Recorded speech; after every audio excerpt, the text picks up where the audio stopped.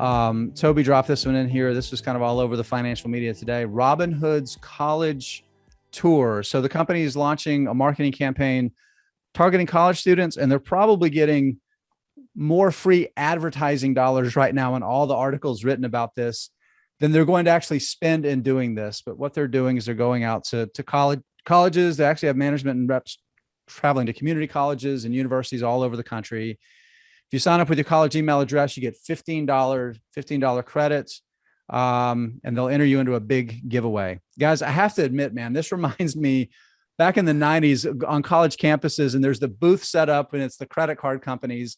It's just so damn predatory. And it's probably totally unfair for me to be thinking about it, right, guys? Because they're doing what we say people should be doing, right? It's getting people investing as young as possible is great. I just struggle with the gamification of their app, right? I worry that young people will get burned because they're going to start trading or not investing, and then they're going to swear off stocks, right? And that's the thing I hate about it. But I think I just have to get over it here. Maybe, Toby, what do you think? Do you remember those get your credit card college freshman booths?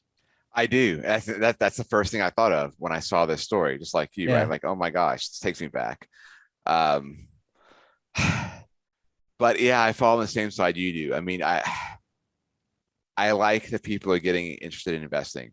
I think how much better would we all have been off instead of those booths with a credit card? It was a booth like sign up for Schwab or, whatever brokerage. But yeah, I don't know. Toby, I think the problem is you and me. I think it's us. I don't think it's Robinhood here, right? It may be. May be. My concern is Robinhood is not, when I think about I'm not sure Robinhood's goal is to get people into investing. I think the goal is to get people trading as much as possible. And that's what you think about their economic model. That's what drives their revenues. That's the key. Well, here's a question I want to answer. Nick, I'm gonna actually ask you to go first here. What's your favorite? I don't even want to talk about Robinhood anymore. What's your favorite fintech stock to own for the long term? Okay, not Robinhood. Square. I like Square. They've got all the tools that a small business or a consumer would need, all rolled up into one app. The Afterpay acquisition is getting all the headlines, but they made a couple of other pretty cool acquisitions recently as well. They've got the tax prep business they picked up from Credit Karma. They've made it clear they want to be in on the creator economy when they got a controlling stake of Tidal. I'm going to piggyback on the Robinhood conversation anyways. I think Square actually does something kind of similar with Bitcoin. It's a fantastic marketing tool to get people onto Cash App trading Bitcoin. And from there, they can sell the services that actually generate revenue and profits for Square. If they can just onboard them onto Cash App because of the ability to buy and sell Bitcoin. So these tech companies are good at not just marketing, but the psychology behind it as well. That's just how they pick up customers. And I think it's kind of comes down to figuring out is it harmful the way they do it, or is it a healthy product that they're selling their users? In the case of Robinhood and getting people interested in investing, and also Square and getting people interested in finance as well. They also have the stock trading platform on there. I like the business for the long term. At risk of angering our overlords, insert comment about Motley Fool marketing here. Toby, what's your favorite fintech stock? Fintech. I'm gonna go a little further afield here when you define fintech, but I'm gonna go with Intuit. Intuit is I think a company I like right now. Now you might think of them as, oh, they're the people who do TurboTax. They do. They used to do Quicken, they spun that off, but now they're back in the consumer space. Intuit owns Mint, which is an app favored by millennials. It's a consumer finance app. I love it. I use it all the time. Yeah, see, Mint is great. They just recently bought Credit Karma, which is a nice little second acquisition for them expanding onto the consumer side. I'm on Credit Karma once a month. There you go, right? So I'm also not young, but you're not young, right? But you know, you're youngish, right? Ish, I'll take it. I'll take it. Yeah, yeah. You know, then on the business side, they of course have QuickBooks. They just a couple of days ago announced the acquisition of I'm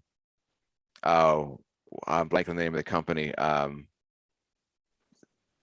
MailChimp. Yep, MailChimp. I- It's one of like those $12 billion, animals. right? Yeah, $12 billion. Big acquisition for their largest Yeah. acquisition ever. But MailChimp, which they're probably going to beef up their small business side. But great company. And if you go to their website, the tagline you will see is overcome your financial challenges.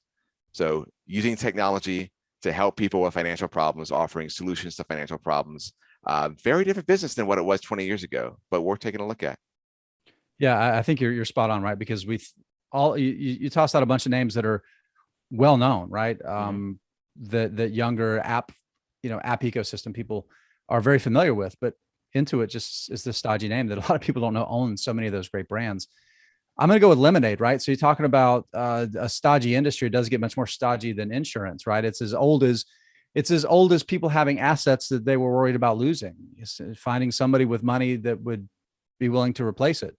So Lemonade is disrupting that, right? In a couple of different ways, like targeting like the financial incentives, I think is really interesting, right? So to better align insurees with insurers, right? So basically having a take rate and saying, okay, this is the money we're going to take. This is ours. The rest of it we'll use to cover underwriting, and we'll use reinsurers, a combination of those two things, right? And then any of that's left over at the end of the year, hey, customers, you just tell us your favorite charities, and we're going to divide it up, and we're going to give all that leftover money to charities. So by not creating a float model and the incentives to not pay customer claims, immediately you improve the customer relationship as a customer, right? Your ability to pay claims faster are improved because the incentives are changed, right? As a customer, I want to be a little more honest because I said, well, Wildlife Fund is my charity, right? If I lie about a claim, I'm taking money from my charity, right? I know I'm doing something unethical that's going to hurt a charity that I believe in, right? So realigning those incentives are important. They talk a lot about using AI and technology. I think that's part of it, but I really think the killer app here is realigning incentives. I don't think that gets enough credit. You think about some of their growth rates, grew their customer base about 50% year over year. In-force premiums up over 90%, premium per customer up 29%. So, right. So you start talking about revenue retention rate. So that's kind of their equivalent there. It's really good. Starting with pet insurance, renter's insurance, expanding over time, adding auto, adding homeowners. So you think about starting with a relationship with a young adult with basic insurance needs.